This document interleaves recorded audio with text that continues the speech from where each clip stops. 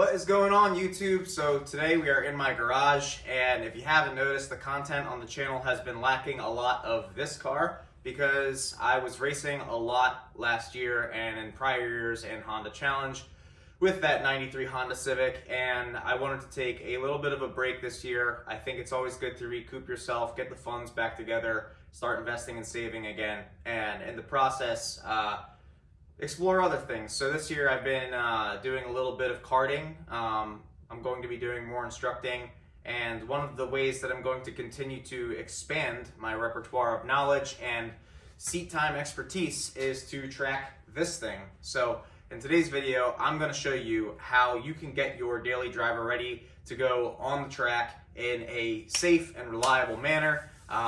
I'm sure there's a million videos like this on YouTube, but if you guys could do me a favor and like and comment on the video, boost it up, maybe share it a little bit, I think that would help a lot. But let's go give you a rundown of the car. So this is my daily driver. This is a 2017 BMW 230i.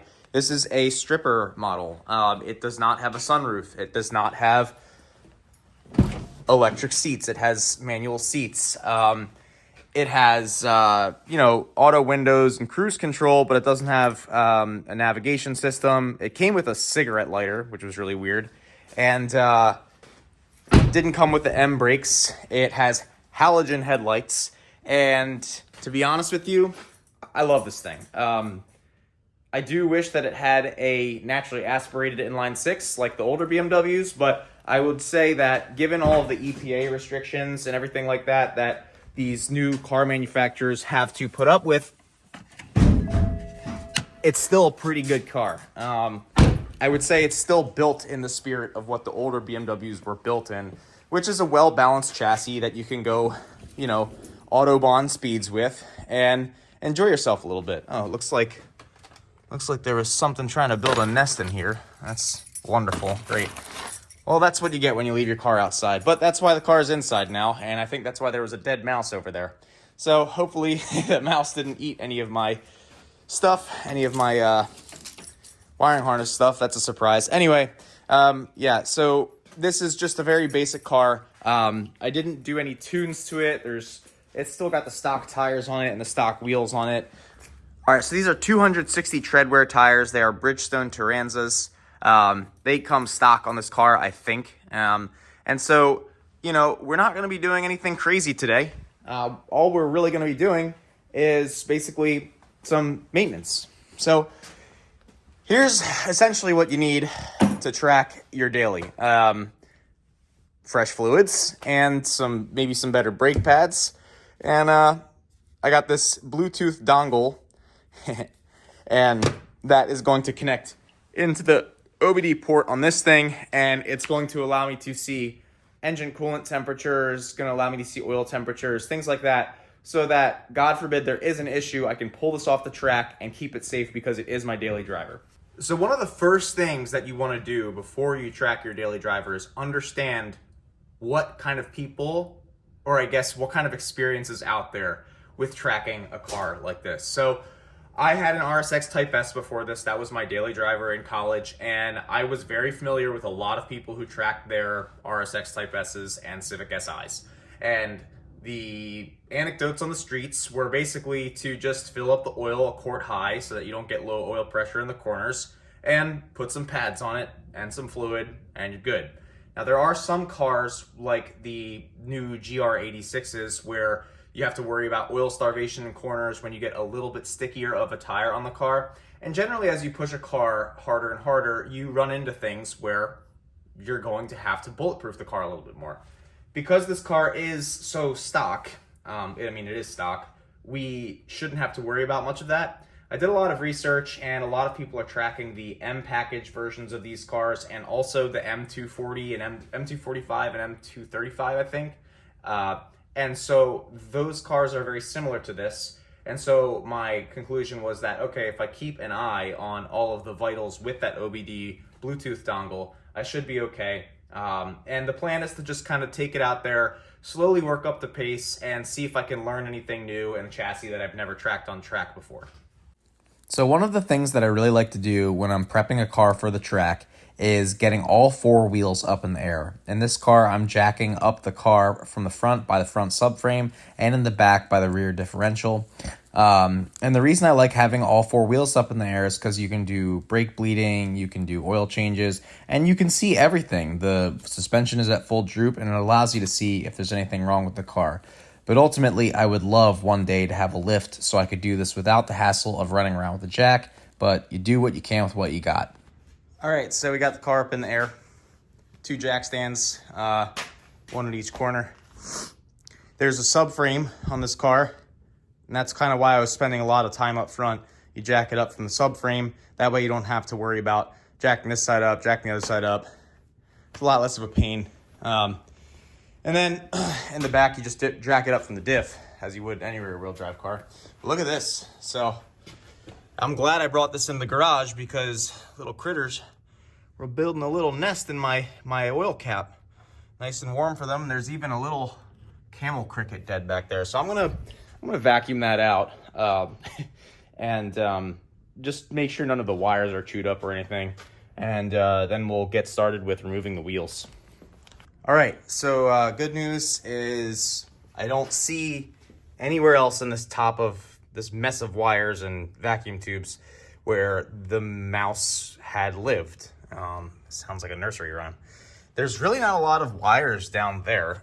I'm sure that there are spots where the mouse could have gotten and chewed stuff up, but luckily I think we nabbed this in the butt before it became a bigger issue, because that really would have sucked, because I avoid taking this car to the dealership for obvious reasons. I do all my work to this car on my own, and so far I've only had to do spark plugs and oil and trans fluid. All right, so we have the brake caliper off. Pretty simple. You pull this bracket off right here, and it sits on the front of this brake caliper and holds it in so that it doesn't flex. And then back here, there are some, I believe these are aluminum, because they don't stick to anything, but they're Allen bolts, and they allow the caliper to slide on this bracket here. Back here, you'll see this is a brake pad sensor. So this metal portion here basically makes contact with the backing plate, which is here. And this backing plate, once you get to the backing plate, it makes contact with the rotor, and then it goes to ground, and then your signal says, oh, you know, your brake pads are worn. If your brake pads get to that point, you would hear it. Anyway, German cars are great. Here we have, these are Hawk HP Plus pads. So don't shoot me. They didn't have DTC 30s for this car. I think all they had, I couldn't find anything but DTC 70s readily available. On a 260 treadwear tire, not sure that a DTC 70 is entirely necessary, but a DTC 70 is more like a racing compound, whereas an HP Plus is like a street track compound, autocross track compound, they call it. Don't use it on the street, they say use it on the autocross and track. These are what I used on my RSX Type S when I tracked that car. It was a similar deal, max strut car, a little bit lighter, 2,800 pounds versus this, which is probably like 3,300. It's a heavy girl. And so I decided to go with the HP Plus. The tires are pretty dinky. The treadwear looks good on this front left, which is great news. I'm worried about that side because that side is the side where I curb the wheel. So I hope that the treadwear is okay. But the plan is to probably rotate these tires anyway. Hopefully there's no vibrations, and if there are, I'll just swap them back to the way they were. So we got these brake pads off, and now we got to figure out, do I want to run that brake pad sensor, and if not, how am I going to make sure that it doesn't get damaged while I'm driving the car, right? All right, and then a little tip. So everyone says to grease your brakes when you put them back together. What I'm talking about is, for those of you who don't know, is just greasing it so that the caliper can slide along this bracket. Some people say it's not necessary. I sort of agree with them on a daily driver, but if you're going to take it to the track, a really simple way to make your brakes wear more evenly and just, you know, reduce some of the heat in the area and stuff is to just add a little bit of grease. So what I use is this Redline CV2. It doesn't last long at all. Just to be clear, it's like if you're gonna do this for a daily driver, you're better off just kind of almost not, because it's just not going to last. But on a car that's going to see track time, you're going to be maintaining it more. You're going to be bleeding the brakes more. You're going to be underneath of it more. So you know, putting some of this on will not hurt. And so all I'm doing is I'm just cleaning the dirt off, the old grease that has turned into carbon. And I'm just going to apply a light layer of this on the caliper bracket, and then also on these aluminum slide pins so that the caliper can slide more easily on the bracket. Very simple. All right, so I did some research about this brake pad sensor here, and it turns out that this brake pad sensor, if it's not shorted yet, because what happens is it gets worn down and shorts out, and that's what sends a signal to the ECU, you can actually just zip tie it out of the way, and it won't send any signals to your car letting it know that your pads are bad. So that's what I'm going to try. Hopefully it works. I'll use some tiny zip ties just to keep it out of the way. And then that way we can avoid, you know, damaging it. We can avoid playing with it. It's very fragile, and you are supposed to replace them when they fail. So, yeah. So, brake is all buttoned up. And if you look here, we have this sensor all looped up, nicely tucked away. So hopefully it can't get hurt. The next thing that you're going to want to do when you're tracking your daily, if you have a nice daily that has center caps, is you're going to want to take them out because they fly out and then you lose a center cap. And depending on how nice your car is, those can cost a decent amount of money. So we took the center caps out, and the wheels are now marked on the inside so the public can't see how ugly it is. But I marked the mileage, and then I marked which corner of the car it came off of. We inspected for any bends in the wheels just by looking at the barrels on the inside and, of course, on the outside. Didn't see any bends. And it's good that I did this now, because not only did I find mice trying to live in my car, woo! but also the rear tires are significantly lower in tread than the front. So this will be a perfect time to do a quick tire rotation. I'm just going to do a diagonal tire rotation. We got to cut these lights because the car still has the lights on. So I'm going to pull the key out. But yeah, so we're going to do a tire rotation. And then that's going to give us one, longer tire life. And then two, it'll be better for the track because better tire life, right? All right. I marked the 3 quarts right there. So that's 2 quarts up here. The other 5 quarts are in the corner over there. Well, I mean, the empty 5 quarts are in the corner. And then just cleaning up some oil from the valve cover. And we have 5 or 7 quarts of oil and the BMW, boys and girls, and others. The oil itself looks pretty good. It's not really consuming any oil because that's definitely 7 quarts, which is impressive. So, I mean, hey, new cars, right? But yeah, so we got brakes on. I did start the car up with the motor, with oil in the motor, with the brakes attached and the brake sensor looped up. And I checked the control on the dash. You can check the vehicle status up there, and everything was fine. So I think we should be good. And we just got to wait for Tony to come over. And then we're going to go and we're going to bleed all of the calipers with brand new DOT4 fluid. And I got to update my spreadsheet now with all the maintenance that I just did. All right, y'all. So Tony is in the garage with me, and we have the car still in the air, and we are going to begin bleeding the brakes shortly. We did check for some more spots where mice could have gotten into the car. And it doesn't look like mice have gotten over here yet, so that's good. Apparently this comes with DOT4 fluid in it, so I probably didn't even have to bleed the fluid. But it's a good idea to do. I mean, people never touch the brake fluid in cars, and this car has 50,000 miles, so you could probably get more life out of it, but why not, right? You know, I got Tony here, so let's use him. So the plan that we're doing right now is we're filling up 3 of these on each corner to completely bleed the system. Now, when your car already has DOT4 fluid in it, this car already has DOT4 fluid in it, but I didn't know that, one. And two, it's older. So when your car already has fresh DOT4 fluid in it, after a track day, you typically go and you bleed the car's brakes after a track day to get any of the bubbles out. Same thing if you replace a caliper, you're bleeding it to get the bubbles out. The reason this is taking longer is because we're not bleeding it to get bubbles out, we're bleeding it to get fluid out. We're flushing the system. So I have my trusty partner, Tony, here, and that's what we're doing. All right, you wanna pump it up? Yep, ready? Yep. 1, 2, 3, 4, holding. Floor. Okay, go ahead, bring it up.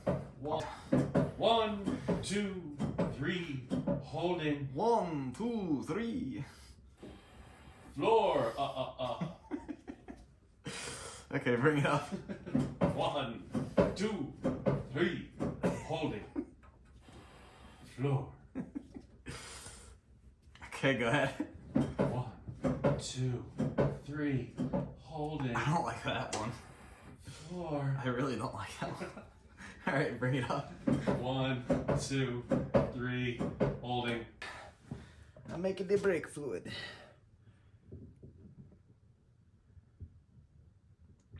No. This thing loves overfilling. Third owner of this car is gonna look in the engine bay and be like, "Why is all the paint missing?" It's the subsequent owner conversation. The previous owner was such an idiot. Yep, blame the previous owner. It's okay. I deserve to be on that side of the equation. All right, thank you, Tony, for all the help you provided today. Brake job. Brake job. Brake job, Tony. That's his middle name. 1, 2, 3, 4. Hold. It's like the horse that can count, but it's a grown man. Hold. There you go. Hold.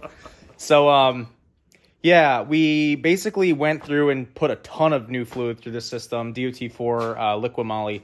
The right rear corner was fine, the left rear corner was fine, the right front corner was fine. Then we got to this corner, and when I started bleeding it, it was like milky a little bit. As we started bleeding it more, air started coming out, and I'm 99% sure that I never let the fluid in the reservoir get below here, this minimum spot. So I'm not sure why that happened, because like if I passed air through the system, then that would make sense, but it doesn't make sense otherwise. So hopefully one of you guys watching can figure that out for me. But we ended up getting the pedal stiff again. The pedal did go soft when the air came through. We bled more through it, and then the pedal got stiff again. I stepped on the pedal. It feels fine. Worst case scenario, if I take it to the track and the pedal does not feel fine, just drive it home, because it's not undrivable if the pedal is soft. It's just a soft pedal. But the pedal feels fine. I'm just extremely paranoid. And so now we got to put the wheels back on the car, and the car can go back on the ground, and yeah, we can bed the pads in and drive the car, and it should be good to go. All right. So the torque spec is 103 foot-pounds, and it looks like my gun already took care of that for me. The good news is these wheels center themselves on the hub.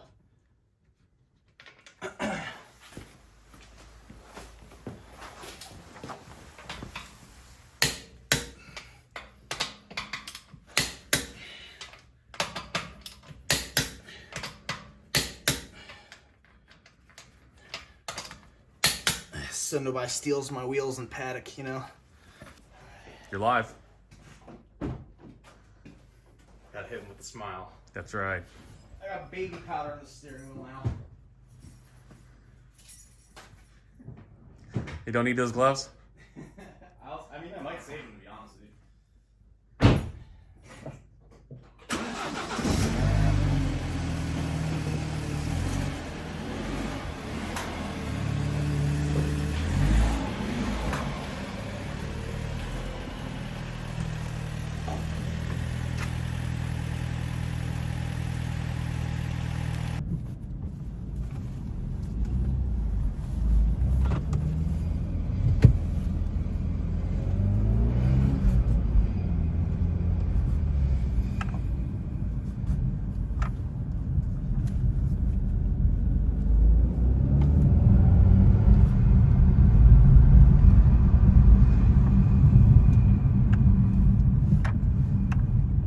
Brakes feel okay? They feel maybe a little soft. I can't really tell, to be honest with you, because I guess I don't pay enough attention to my brakes in my daily driver, which I think most people can True. attest to. That's their problem. They fade into the background. Huh? Said unless it's a problem, you don't think about it. Yeah. It feels okay for the most part. I'm gonna try and do like a semi-hard stop somewhere.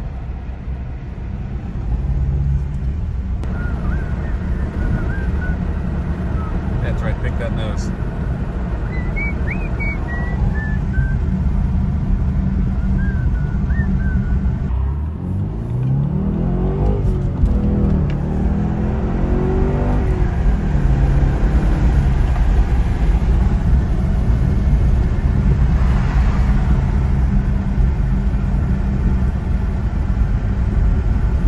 It's got like good mid-range, but it's got no top end. And it's got no bottom end. I mean, they really did tune it. BMW really did tune this car to be like a daily driver. Like, it's got a lot of mid-range. It's like the perfect car for someone who just kind of wants to mat the gas, but not shift the gear at 4,000 RPM. It doesn't have a vibration either, which is good because I swapped the wheels from front to back. Not had a vibration before? No, but I mean, you know, I curbed 2 of the wheels in this car, so that's right. So I was worried that it would have a vibration. I mean, maybe at 100 miles an hour, but I don't feel anything at 70. That's for sure. Yeah, the brakes feel much better. Yeah, the brakes, they're much grittier, obviously, than a BMW, but the pedal's firm. I mean, maybe if I bled it more, like did the ABS bleeding and stuff, like, that feels pretty good. Yeah, I think I could, yeah, and I can probably even heel toe in this, honestly. But I think without even bleeding the ABS or the master, it feels like it's got a pretty good, like, I feel like if I was just driving this around, I would be like, yeah, this is fine. But I'm just being paranoid because I care a lot about this car, and yeah, it feels good. How does it feel? A little soft in the first press, then it comes right up. Feels like a car with power brakes. What? Feels good. All right. Okay. Would you track it? Yeah, I track it. Yeah. Absolutely. Why don't you come to NJMP on Saturday and track it? Because I have family coming over on Saturday. Tell them that you have race car things to do. Yeah, that'll go well. I think it will. Easter weekend. Just tell them that Easter's not important. Yeah, that'll fly. Yeah. Nice Catholic family. All right. Okay, folks, so I guess that's it. And in the next video, maybe I will bring you guys along for the adventure that is tracking this thing. But that's pretty much how you prep your daily for the track. So I hope you guys enjoyed watching this. I know Tony enjoyed watching me. And I know Tony enjoyed pressing the brake pedal 7,000 times. My favorite thing. So thank you, Tony. Welcome. And thank you guys for watching. Take it easy.